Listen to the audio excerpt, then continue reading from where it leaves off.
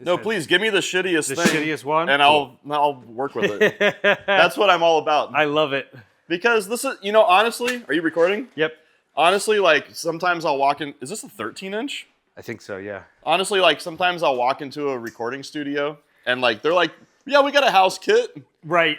And then it's like you get there and you're like, this is your drum set, like, and you like, and maybe this is great because you got brand new heads on here. Yeah, they're pretty new. They're really new. Yeah, I've only used them like maybe 2 sessions or so, and me playing around for the last couple of days. But so I'll try to do like it's even funnier because this is a 13-inch, so it's like gonna respond differently. Like if you're trying to do like the 90, like maybe we should use that white one over there, that white metal one. Yeah, we could use that one. But let's just try both of them. I don't know. Like if you're trying to do a rock thing.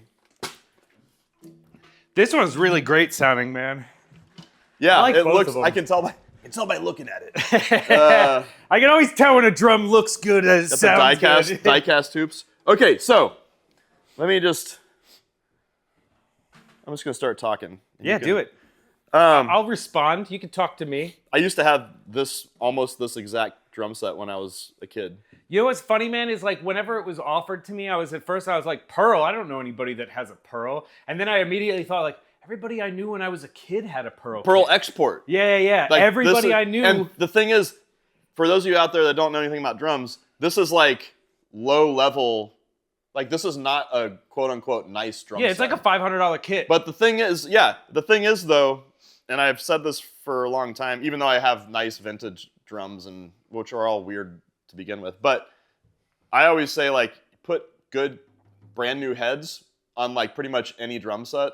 Yeah. As long as the shells are round and the bearing edges aren't fucked up, level. right. Which is great. This kit wasn't really like beat up, the bearing edges are nice, like everything was pretty good with it whenever I got it. So it was actually pretty easy to get it, like even, like I showed it just from what I was doing. Yeah. So I'm curious. And just with what, I played it for you whenever I was just in the other room. Yeah. And there was nothing particularly amazing about my tuning other than whenever I tune, I just go like, oh, it should go like, yeah. Like that's all I think for tuning. If you got 4 toms, that's usually that's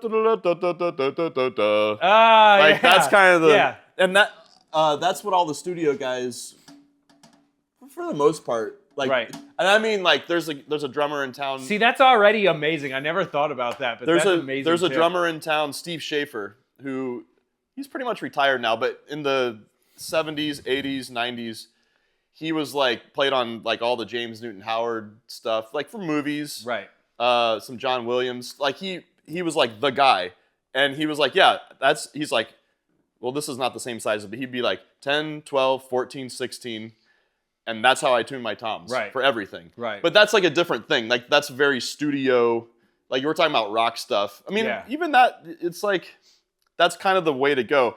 What I will say though, up front with tuning drums, and I think this is kind of my overall philosophy that I've sort of adapted and adopted from one of my old teachers, Aron Surfati, which is drums, each drum's like a snowflake, but each drum has its own place that it wants to sit. Right. Tuning wise. Right. And what you have to do is listen to what the drum is telling you.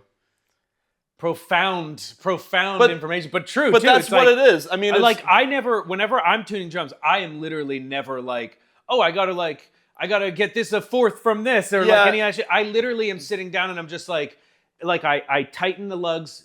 I tighten them, over tighten them so it kind of gets the head kind of stretched a little bit, and then I loosen them back and tighten them just to like the first like tightness that feels like overhand tightened, Yeah, and so that's not a bad way to approach it, but I think the next step to that is to like really listen to where the drum wants to be. Right. Like if it's feeling floppy, like maybe it needs to come up a little bit. Right. Or maybe if it feels choked, it's like maybe bring it down a little bit. Right.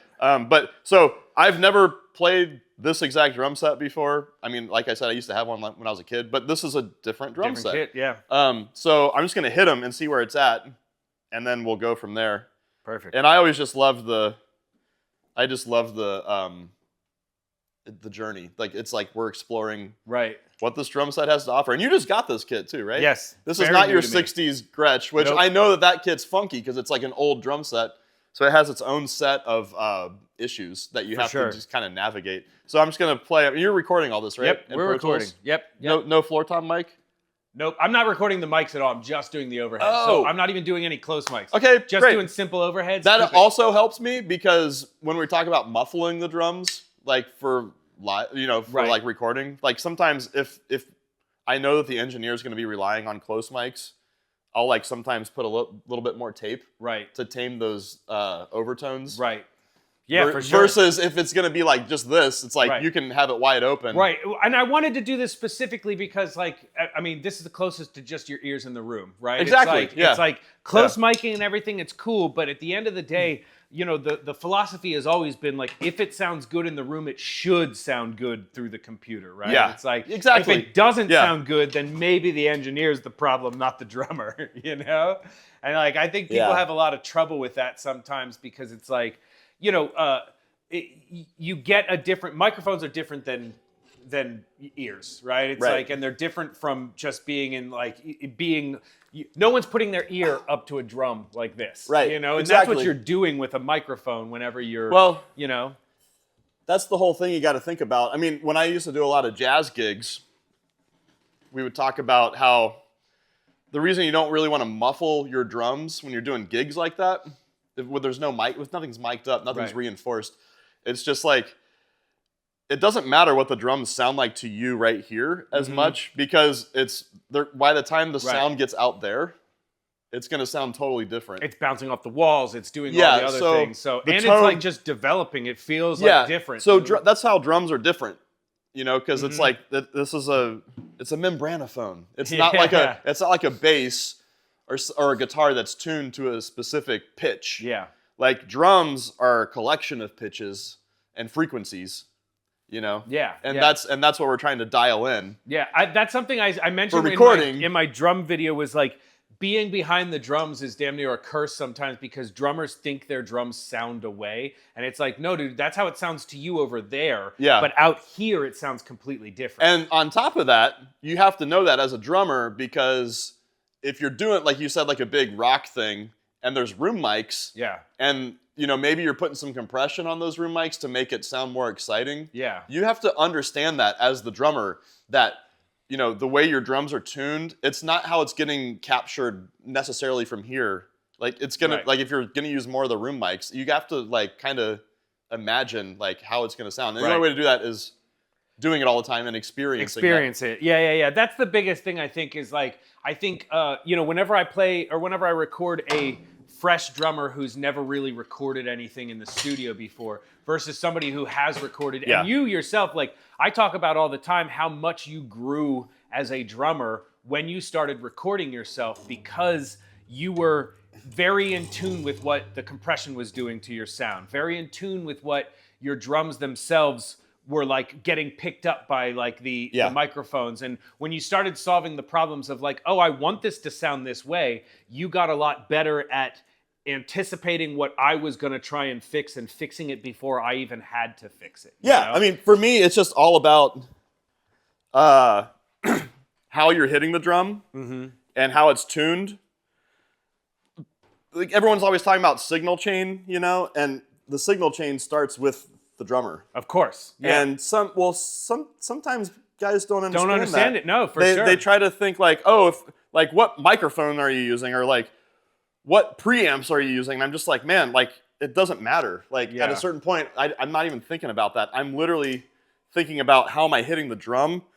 Like, am I going to hit a rim shot? Am I muffling the drums a lot to get a certain vibe or aesthetic happening? There's so much more of that goes into the sound first before, and tuning, of course, which is what we're going to talk about, than all the gear. It's not about the gear, as you said. Yeah, I mean, and I think specifically recording this drum set has proven it to me because, you know, like the difference between this and the Gretsch kit, right, is night and day. Like it's very easy to like hear the difference. Like that's something like, you know, for me, it's like whenever somebody plays a Strat on a recording or a Telecaster on a recording, you know, like you can make a Strat sound like a Telecaster Strat sound like a Strat. Like the joke about the Jimmy Page thing, like nobody did more for Gibson's than Jimmy Page by playing a Telecaster, on all the records, because he was playing a Telecaster on a ton of that shit. But because he played that Gibson live, everybody thought that Les Paul was the best sounding guitar in the world. But really, it was like a ton of, and that's how I feel about guitars a lot of times. But when it comes to drums, like there can be a really, really big difference really fast. Yeah. But even so, good is good. It's like a good tuned kit, a good sounding kit with like a good player behind it. Yeah. Is a really big deal. You really got to think a lot about how you're hitting the drums though, and how like your technique. For sure. It does not sound the same when I hit the drums than when you hit the drums. I've noticed. Well, that's I've just been doing it a long time. I remember taking lessons with Peter Erskine back in the day, and I still think about those lessons all the time. But I do remember one specific lesson where I sat down behind the drum set, and he's like, "Here, play along with this thing or whatever. Play along with this." So I did, and I hit the floor tom, and it sounded good. And then Peter sat down, and he hit the floor tom, and I was just like, "Yeah," because the tone, it was so much bigger and warmer sounding, right. And I was like, it's the same drum hit with the same drumstick, just by a different person, right? And it's like, oh. The sound, it has nothing to do with the drum or the gear. It's the person, playing it. So anyway, that's a lot of talk. There we go. We're on. It sounds good in here. It does sound good. I like this room. I like this room a lot. That's great. Okay, I'm just going to hit the drums. Hit them. I like this. These are how you had them tuned. We got Remo clear pinstripes on the top. Yes. Which is kind of like industry standard, especially for this era. By your drums. recommendation and then confirmed by Nick Adams. Really? I was like, yeah. I was like, what should I get? And you said that. And then I hit up Nick because he was about to play them before me. And I was like, hey man, what do you think of this? And he goes, oh yeah, definitely get the pinstripes. Those are great. And I was like, did you say Jake told you? No, I didn't. I said, I'm going to get the pinstripes. And he was like, oh, that's a great idea. And I was nice. Like, okay, cool. He's like, yo, those will sound great on the Pearl Exports. That's what I'm saying. And picking the right head, because I would have just gotten the coated ambassadors. Here's the other thing. Known. Here's the other thing. Coated ambassadors on your 60s Gretsch that are over there, perfect. Right. Because it's a one-ply. It's got coating on it, the Mylar coating. It's going to sound good. It's again, it's like every drum's different. But I know this kind of drum, especially with the power tom sizes, the deeper toms, it's just this is kind of the sound. Yeah. So let's hit them and just hear. This is just however you put them on.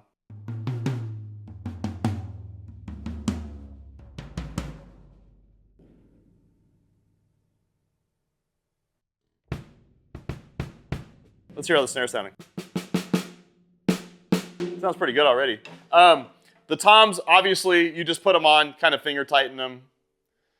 Yeah, I don't know what I'm doing. That's why you're here. Yeah, let's get them dialed in. So to me, they sound super floppy right now, but there's some tone coming out of them. Yeah. So, and this is just my way of doing it. This isn't and again, I don't even really have a method. I mean, I kind of have some parameters that I go by, or some principles, as you like to say. But I don't really have a method. Sometimes there's some people who do backline stuff. They're like, oh no, this is how you tune a drum. You put the head on. You put some pressure in the middle, you tighten it this way, and then boom, and then boom, it's ready to go. And it's like, okay, that might work, but every time I have to play a backline kit, I still got to sit down and tune it yeah. because it's not going to be finished. So I'm going to start with the floor tom. I know some people will start high and go low, but I want to hear what's the lowest I can get this and have a good tone. Yeah. And then I can tune it going up from there. We'll get to the bass drum and snare drum in a minute because those are fine. But let's get to the toms first. Love it. Since that's kind of these are new heads, they sound floppy. Let's just focus on that for a sec.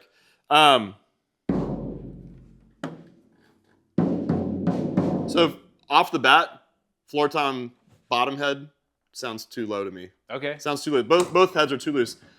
General rule of thumb, some people like to do same tension on both sides. I don't know. I don't really do. It never really works that well for me. I don't really do it that way. Sometimes I like to basically I aim, I should say, for a minor third higher. Right. On the bottom from the top.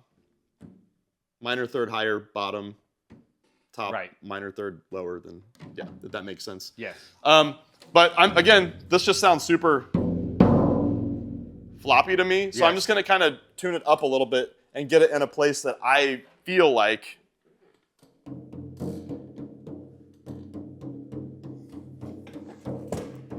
And if I'm listening here,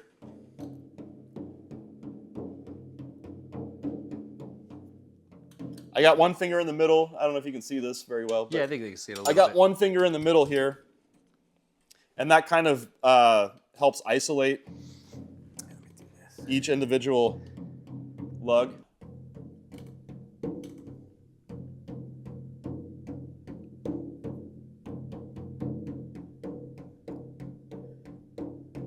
So like this sounds really low to me already. So I'm just gonna bring everything up a little bit and then try to get the head even.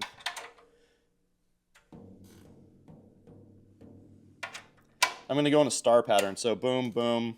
This is an 8 lug It's like drum. changing a tire. Boom, boom, boom, boom, boom, boom, boom, boom. Okay. I'm just bringing it up maybe like 1/8 of a turn. The other thing to consider is that these are super old heads. These are like the original factory heads from the 90s. And so they're going to be fussy. They're not brand new heads. Like they can only go so low before, because basically around the bearing edge, the collar of the head, the plastic's all stretched out because they're so old. So they're only going to go so low before they come off of the bearing edge, right? Right. But luckily, they're super loose. They've probably never been actually tuned for real. Right. So I'm just going to tune them up a little bit and get a little more tension. So it should be okay.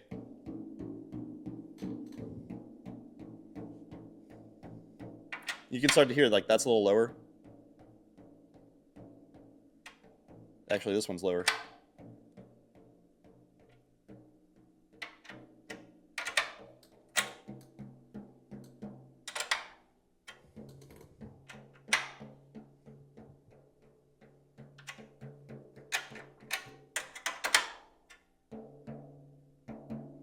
I'm just using my ears. I never use the...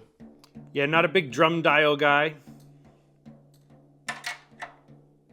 Yeah, because sometimes something that's going to make a drum sound good for a recording is not even like having everything perfectly at the same tension. It's like you got to still use your ears. It's like piano tuners. It's like some of them use, you know... Yeah, when I tune my piano, I have to listen to the beats between the notes. Once I get the first string tuned, I might use a tuner. But then from there, I tune the other strings because you never get them perfect unless you use your ear, to me anyway.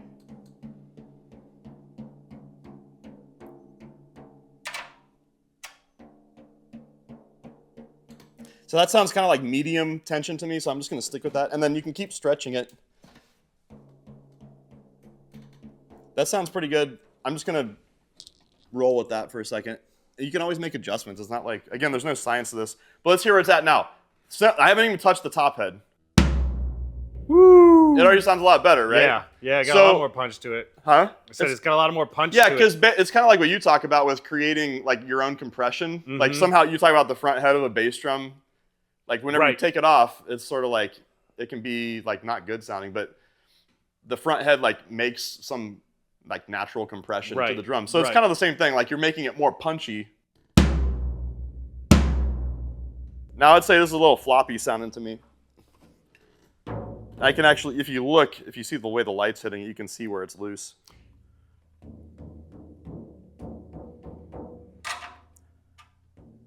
I'm just gonna bring it up a little bit.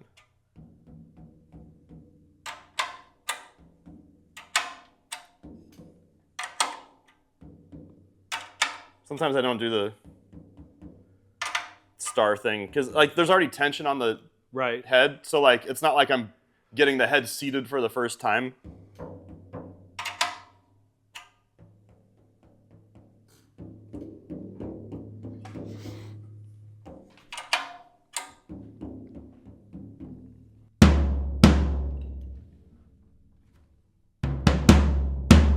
And then like just stretching it out a little bit helps it sit. And now I wonder if I can, in fact, let's just test both sides here real quick. So bottom head, top head. It's like basically a minor third. Dum, dum. That's funny. Right? So it's like exactly what I said. But now what I want to try is I want to see, because I did bring this bottom head up, like, what was that? Maybe a quarter of a turn, maybe a little more. I want to see if I can stretch it a little more and get it a tiny bit lower, just to see if we can, before we lose that tone again.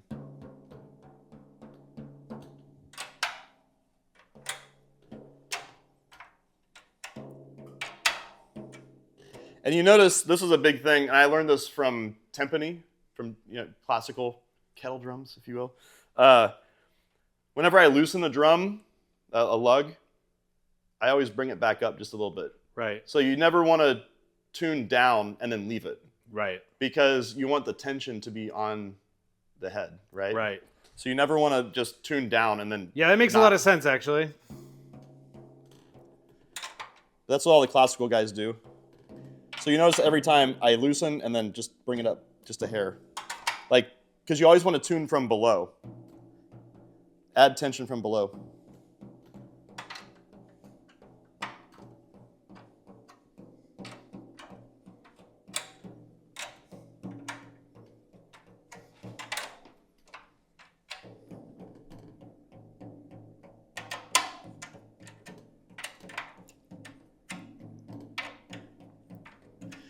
So I wonder if this will bring it back down too low. This is how I do it. I just mess with it until it kind of gets into the place. Yeah.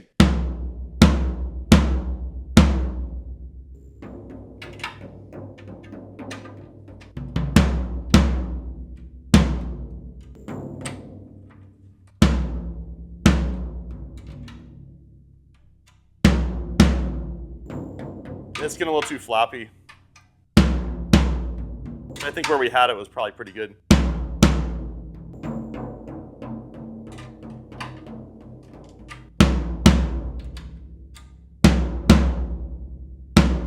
Like it just has a little too much wow going on. And that's bottom head.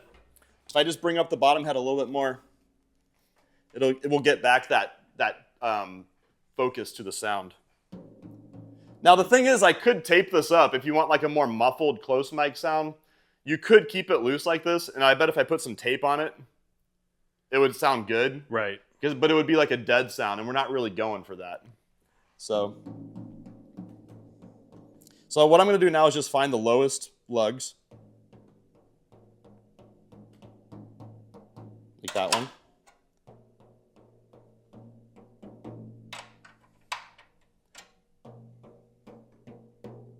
And it's usually, if this one's low, then it could be this one too, right across from it. Just going to bring it up a hair.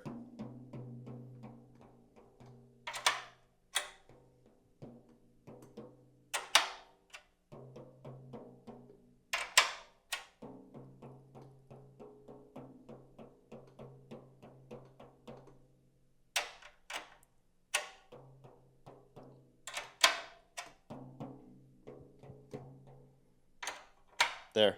Okay. That's going to sound good. I can tell.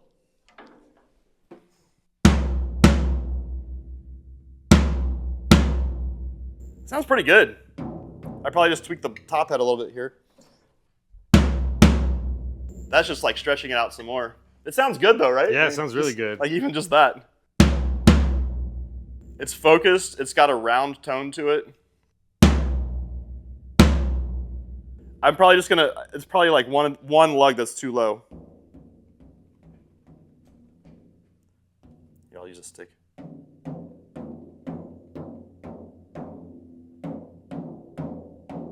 Yeah, it's like this lug here. You can hear that's a little just too low. And that one.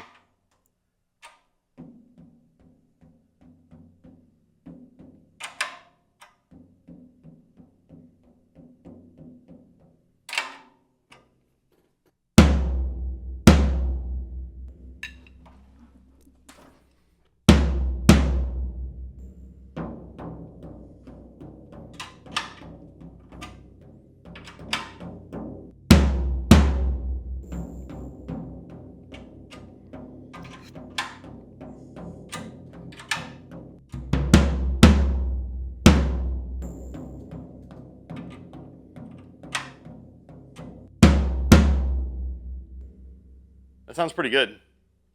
So Sounds nice. I'd stick with that. You can hear it just has all the things you want out of it. It has low tone because it's floor tom. It doesn't sound too floppy. Like there's not too many like just rampant overtones that's taking over from the fundamental. I don't want to say pitch, but the fundamental frequency that we're hearing. Right. You know, and part of that's the pinstripe. That's getting rid of some of those overtones. Sounds good. Sounds great. It's like kind of the same pitch as that, so you can tell that it's just too low. Right. So let me just tune these up real quick. So the same principles apply to all the drums, right? So again, these are just too low. Like we're just gonna bring it all up a little bit. So this is a 13-inch drum. I just find the ones that are too low. Because again, these heads have been on here for 30 years.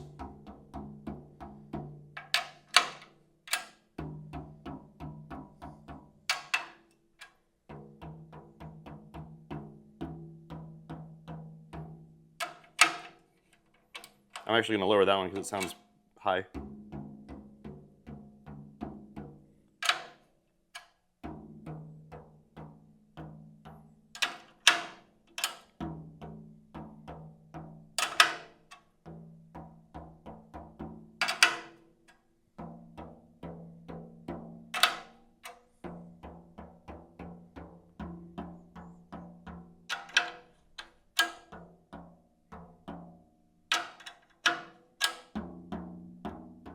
I'm just waiting for like a tone to pop out at me. Still sounds kind of low.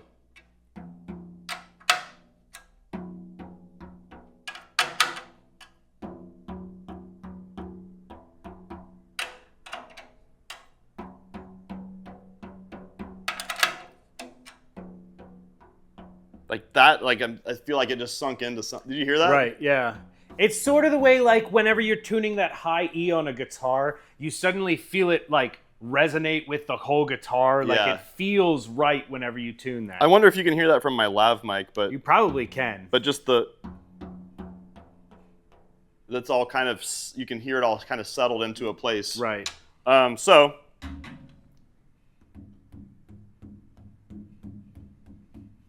I'm just curious because it's just this is rattling. Like that already sounds pretty good already. It's going to change once you put it back on the mount because with these direct-to-shell mounts, it's going to muffle the drum a little bit more. It's going to choke the drum a little bit, I should say. Yeah, it's kind of like it's pinching down on the resonance because of the rubber gasket attaching to the side there. Yeah, and they try it. I mean, they put these mounts where they call it the null. So Right. it's like where the shell is resonating the least Right. naturally.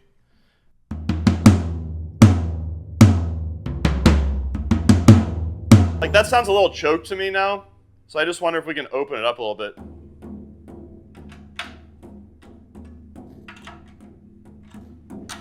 It might involve bringing the bottom head back down a little bit. But the thing is, like, I don't think, even though these heads are so old, I don't know if they've ever actually been stretched out.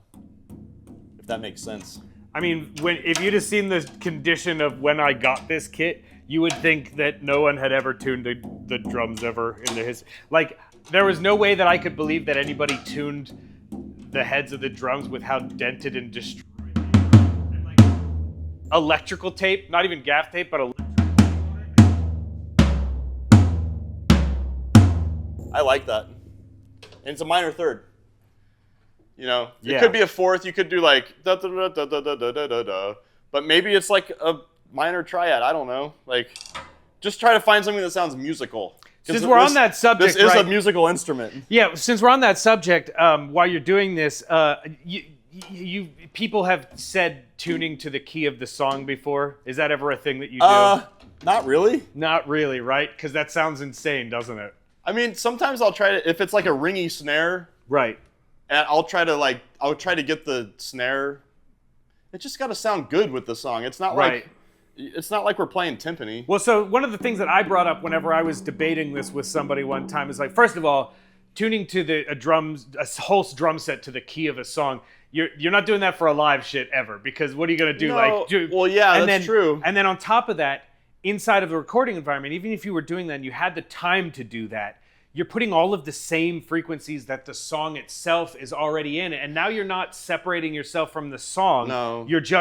You're just blending all the same fundamental frequencies that already exist in the song, and it just gets muddy and bullshit. And then I'm tuning that stuff out of your drums whenever I'm mixing it.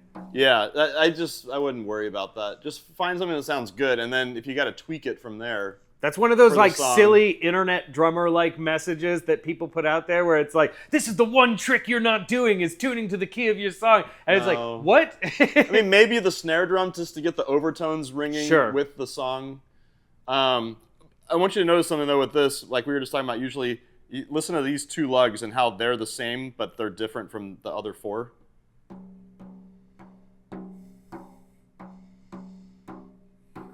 Right. Hear that? Yeah. So like what I'd probably do is first, I could try just bringing up these two and see if that works and then stretch it out a little bit. This sounds like it's not actually that low. So what I might try doing instead, my instinct is telling me like just loosen these up a little bit, and then that'll make more slack for these two to come back up. So I'm just curious if I do that.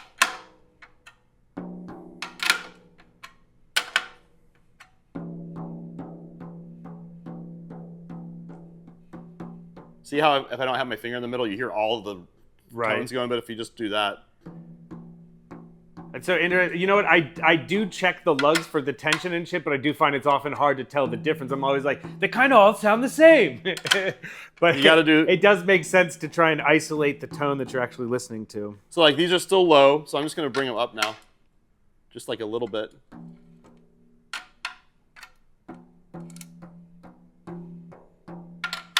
Bring these up to match.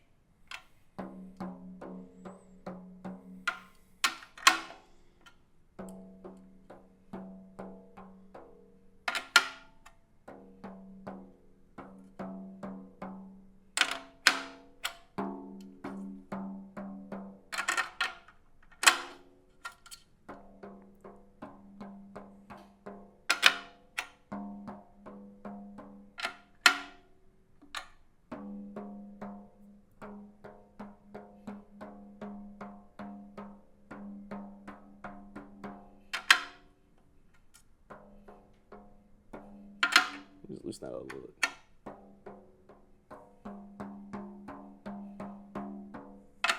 Bring that up a little bit.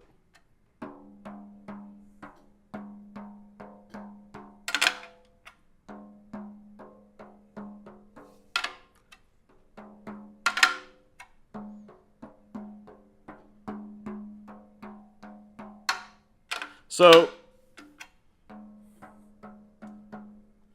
the thing I love about this is like ear training. It's not something that it's natural. Like I know for myself, it's not natural for me to, like I've seen you tune and I've seen many people tune, and it's not a natural thought to be able to really focus and isolate the tones of these lugs whenever you're doing it. But as you do it more, you definitely get better at it. Like I've noticed you gotta the do difference just in like my ability versus whenever I first started doing drums. I was like, oh wow, like it's like now you can hear the top head is too loose.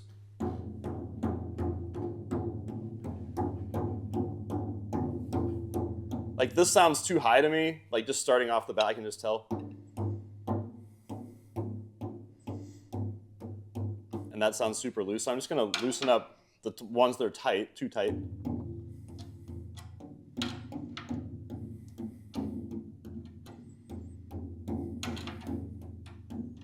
And I can start bringing stuff up.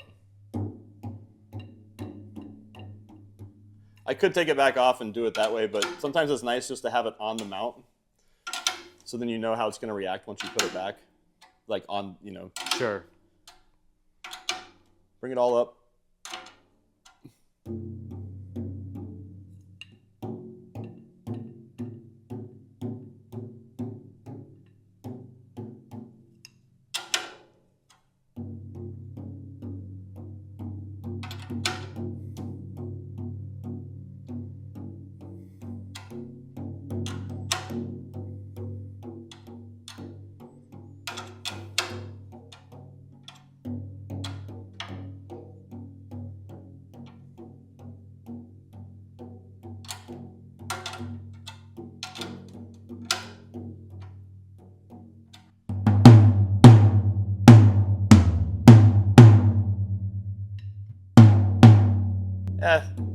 quite there.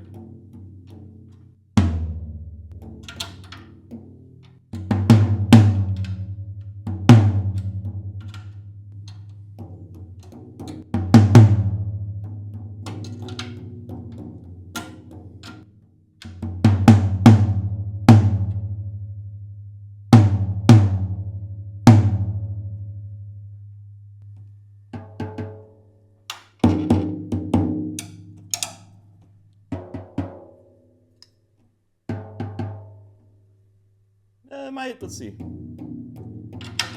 Were you comparing the intervals? Yep.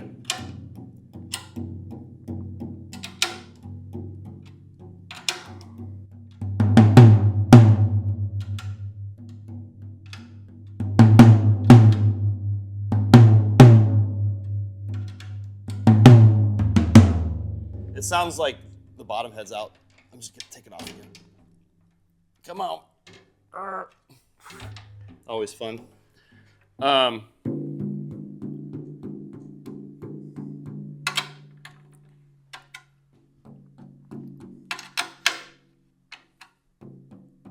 gonna get this back down a little bit. I think I need to bring the bottom head up a little bit just by the way that it felt when I hit it.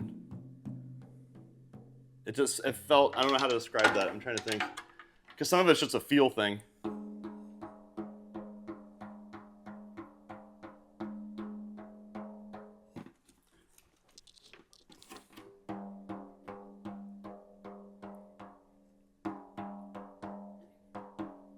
Maybe just that one.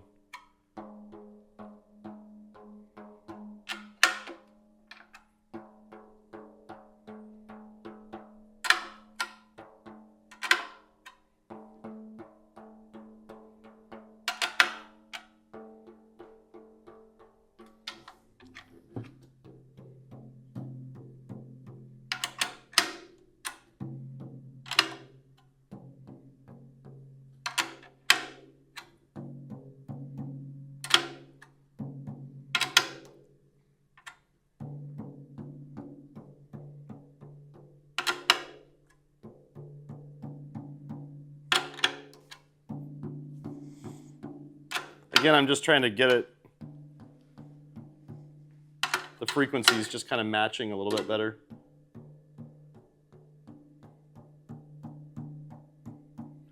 Getting the head in tune with itself. The frequencies, the tension. That sounds nice. Let's see how it changes when I put it on here.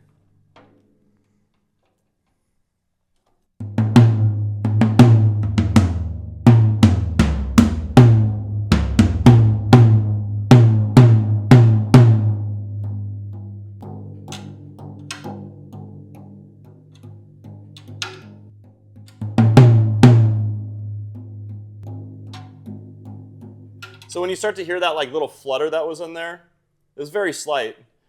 And some people just go, just put a piece of tape right there. Right. But for me, I'm like, no, if I can just raise that lug just a tiny bit, just to kind of even out that bearing edge, or the collar.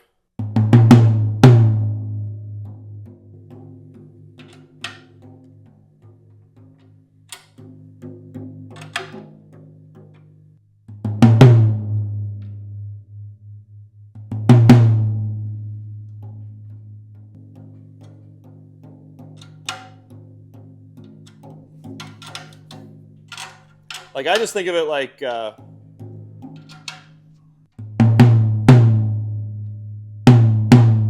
want to do everything I can to get the drum as resonant as possible since we're not taping and we're only doing like overheads, you know? Right. And now I could probably come back to this one and bring it up just a hair. You know what I mean? Like, it just sounds a little darker than the other two right now. But let's do the 10-inch tom first, since we got 4 toms. You're breaking your own rule, Will, using 4 toms. I know. 4 is so many, but I look so good whenever I play 4 toms. Well, it's really all about how you look, really. It's not... Okay, so this head's totally jacked, like no tension.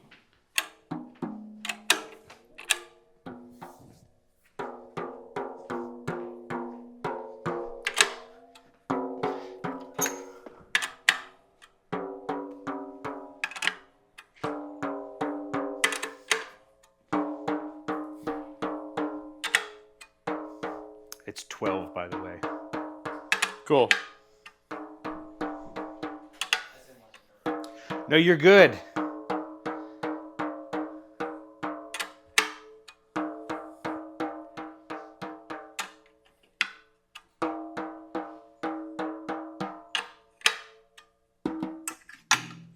Yeah, man, there's just something about playing 4 toms that makes me feel like I'm a real drummer. That's great. Woo.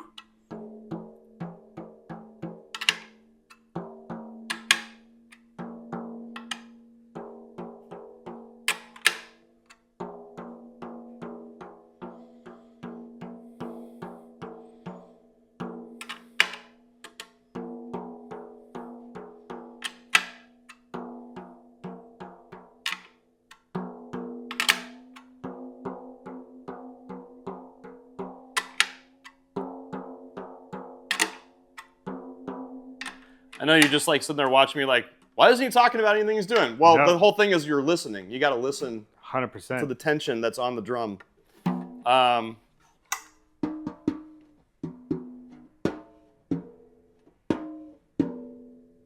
It's almost a minor third again. Let's hear what that sounds like.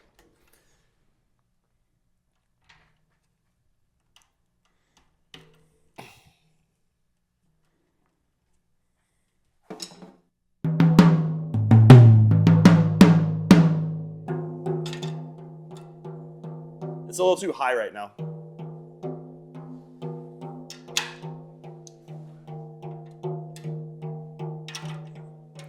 Now, when we have something like this where we got so many toms, say you get to that high tom and you find it doesn't really sit where it would sit. The drum itself doesn't want to sit where it would have to sit pitch-wise with the rest of the stuff. Would you go back through and kind of readjust all of them, or did you sacrifice, compromise? It's just, yeah, it's just, it's kind of like just like pushing and pulling. Right, it's a bit of compromise at all times. Like I'm not just going to start all over, but even just tuning, I just like, oh, it's a little bit too high. Just bring down the top head just a hair, because I know the bottom head I kind of got tightened up. Right. So.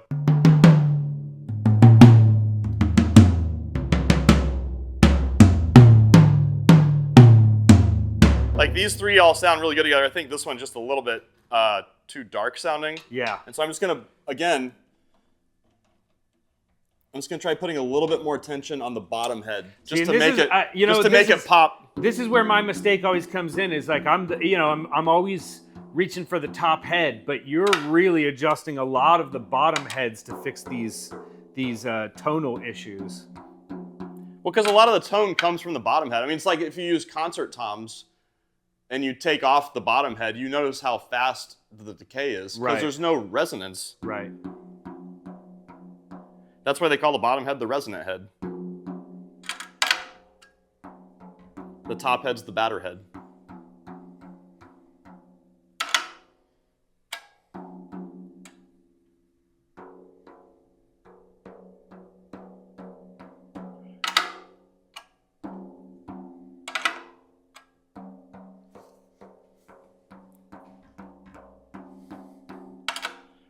I'm just bringing it up ever so slightly.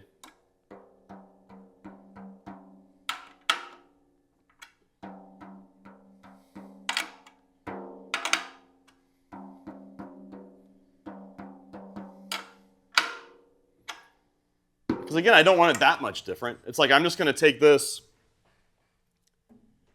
and just see if that, again, gets the effect we want, which is just a little bit more of an attack to match the other three toms. I'm going to bring up the top a little bit. Just find the ones that are the lowest. And all of a sudden you start to hear the tone come out of the drum.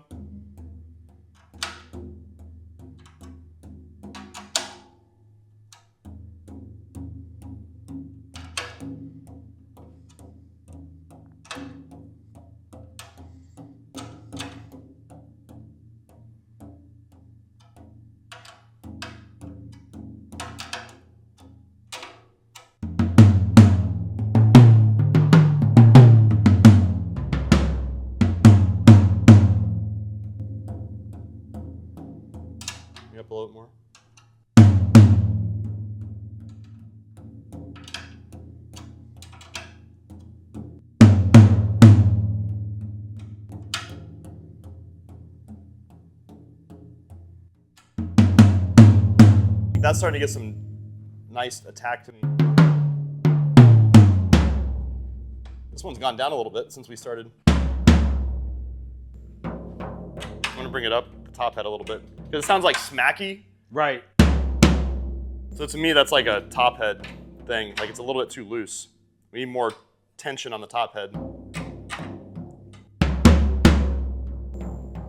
See?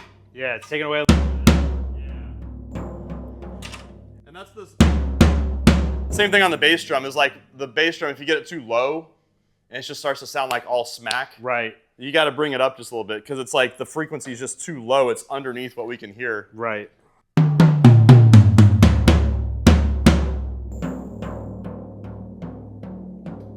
I'm really excited about comparing these because I did this just before you showed up. I just recorded one pass me through.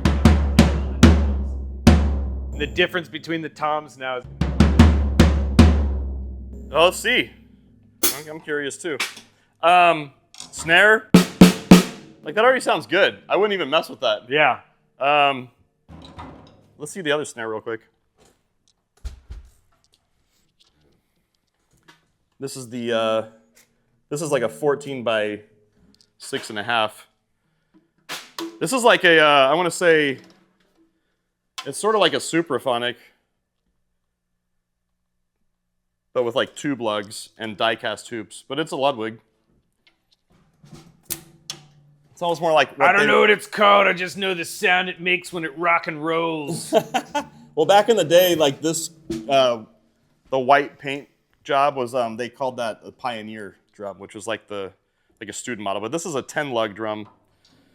The old Pioneers were like 6 lugs. So there's something to talk about there. Right. Sounds so rattly.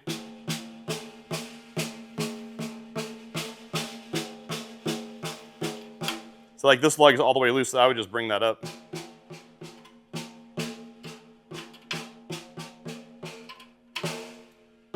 I'm just evening out the head.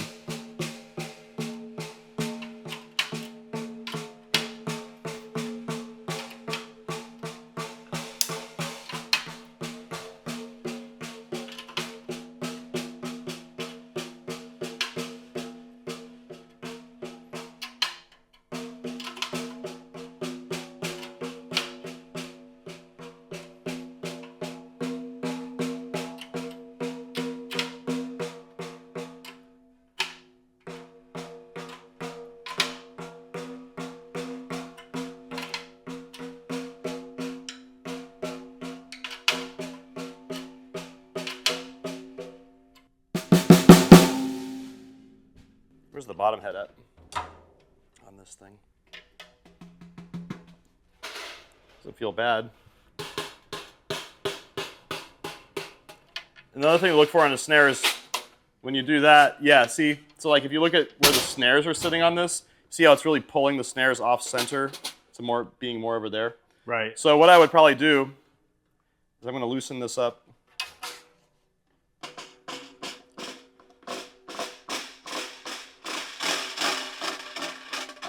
I'm going to loosen it up a lot from this end. Turn the snares off. See if I can do this real fast. And I'm just going to pull the snares back from this end on the butt plate a little bit. Come on. Come on, guys. There we go. And I'm just going to kind of guess where they need to be. Probably like right there.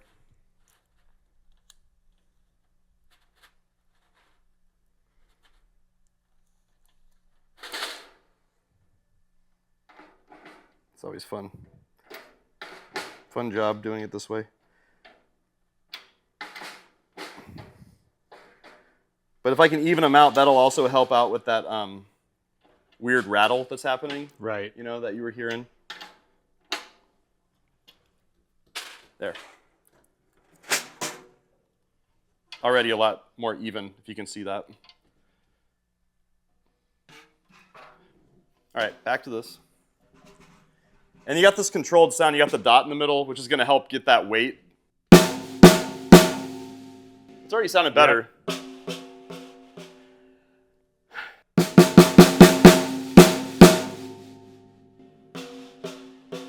I'm just hearing that. Oh. So I'm going to find that pitch.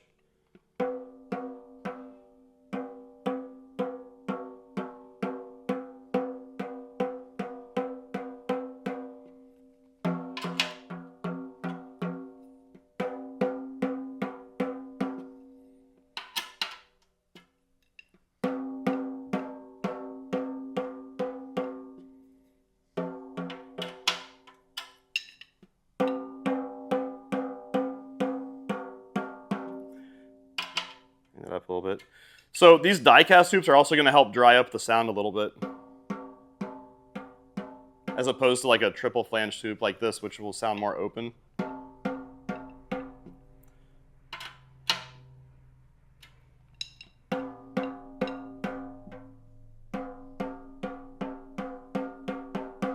Bring up that one a little bit. I bet that's going to sound good. Do you have any tape? I might put like one piece of tape. I do. Hold on. Like that has a nice crack to it. You can even play rim shots on this.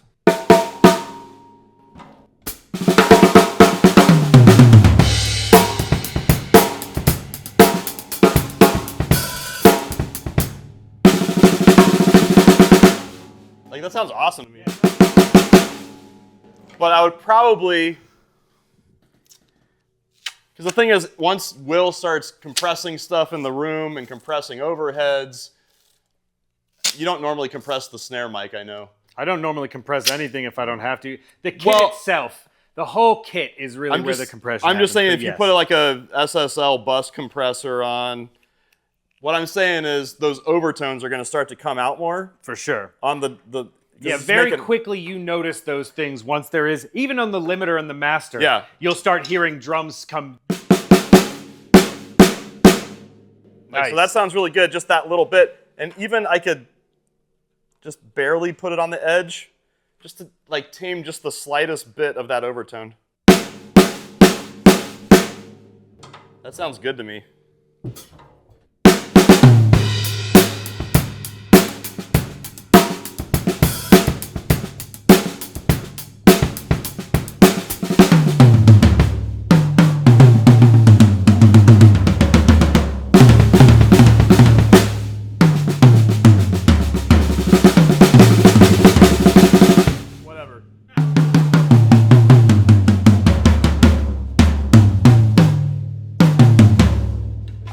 I would probably maybe bring that down a little bit. That sounds good.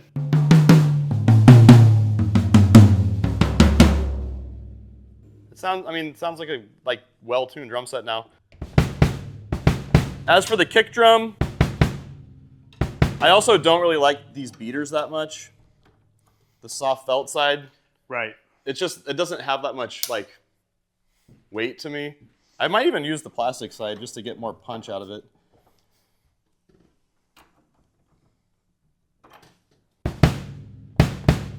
A little bit more weight that way. I'm just going to loosen this up a little bit because it is on pretty tight.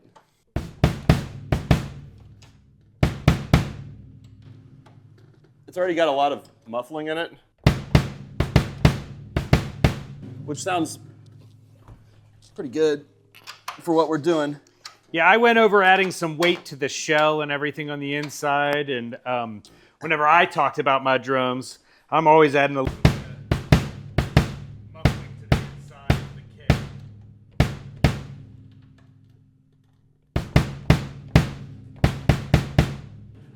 I'm going to check out the front head real quick too. I'm liking that more now with the felt back on there.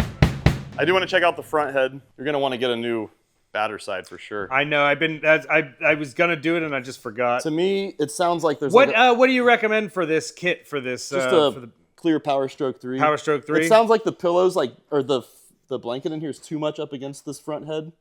Yeah, it might be. I was I went a little heavy on it when I was using it last time. And there's already let's take that off. Oh yeah, you can take that off for sure. My sticky hands. Oh man, you know what? So The T handles going on this thing. I was so stoked about having those. Yeah. I was like, man. Like this sounds really, it's really tight right now. So I just loosen it up, get the tension off the head. And the other thing I would do, you see how this is like on the ground right here? Yeah. I like to just put these babies all the way out. There we go. Because you want to get the bass drum up off the ground. That's partly why you're not getting a lot of tone. There we go. Yeah. Oh, wrong way, wrong way. There we go.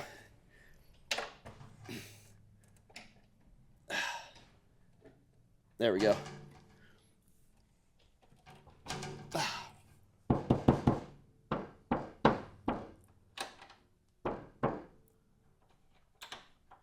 And you can see there's like all this paper on here now. This is, again, the factory head from however many years ago, so.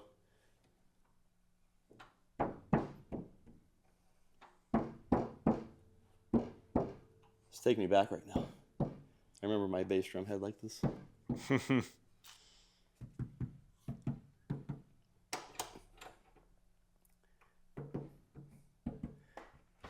just gonna, again, try to stretch it a little bit. Let's see what that sounds like. And I took a lot of that blanket off the front head.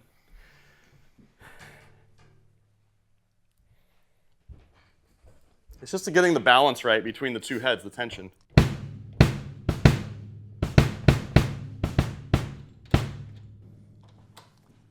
I'm gonna see if I can lower this more. It's just such an old head.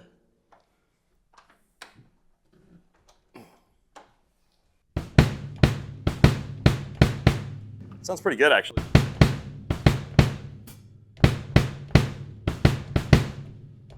I'd be curious to see what that sounds like with the mic on it. I'm gonna add just a little bit more tension. And that's kind of what I was talking about earlier. If you just add more tension, so you hear that? Yeah. There's a little bit more tone and not as much attack. So I mean, this isn't going to pick up on the camera nearly as much, but I'm betting in the overhead because you can feel so much more low end in the room from this kick drum now. Yeah.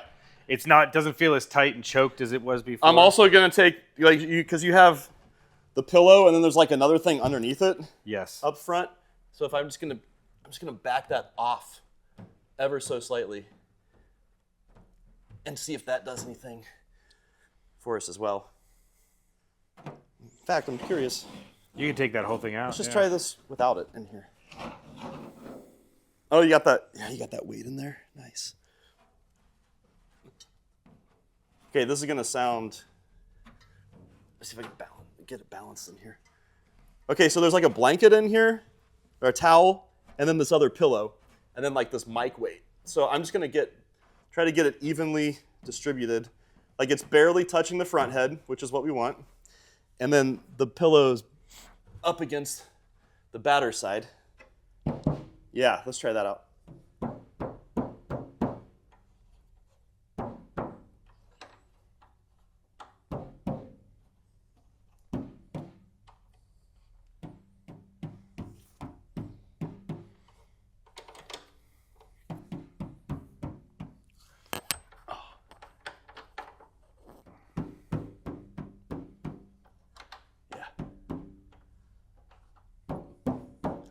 We need some tension. Come on, guys. This head's so old.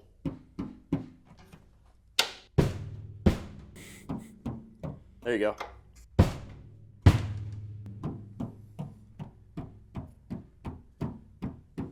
Take out some aggression that way. There we go. I think it's helping to seat the head more too when you hit it. It takes some tension off the bottom. If you take tension off the bottom, it's going to give you more flexibility up here too.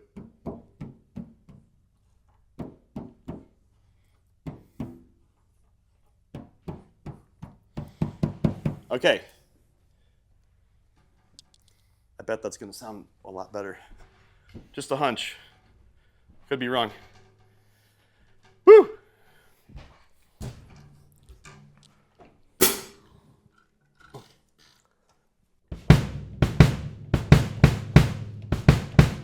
sounding good.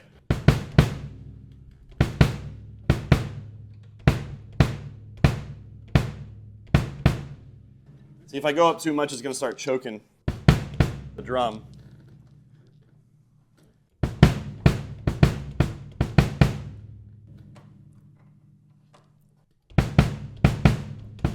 But that's a nice... It's a little too choked. If you put a new head on here, it's really going to help it have more low end. This head's just so old. But the thing is, the way that microphones work, you can muffle it and it'll get a nice kick drum sound. Like, you know, smacky and right. Still get low end. But if it were me, I'd put brand new heads on both sides of this. Kind of like what you did with the toms.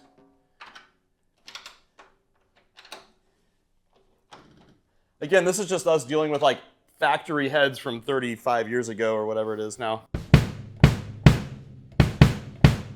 There we go. That sounds good. Sounds good to me. My work here is done.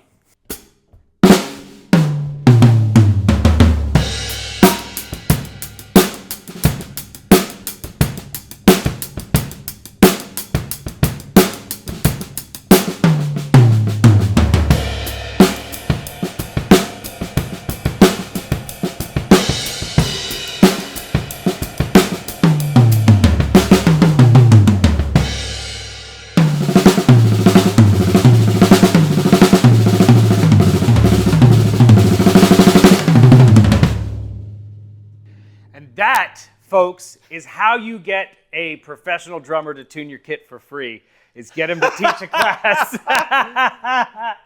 And he'll make it sound amazing. This is actually my trick is every month I try and make sure I hire Jake to come over, and then every time I convince him that I need a different drum set that we're going to use on this one, oh yeah, man, we're going to have to use the Pearl on this. Sounds nice great. cross stick sound too. But yeah, you know, if you're trying to do like more of the rock thing, rim shots in this room sound good. Like it totally, like it has that like whack to it. Yeah.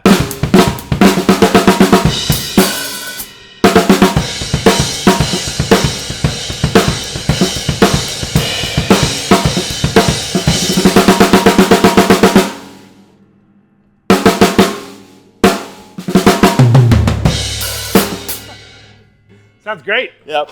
There you go. All right. Thank you, Jake Reed. You have made my kit sound better. There you go.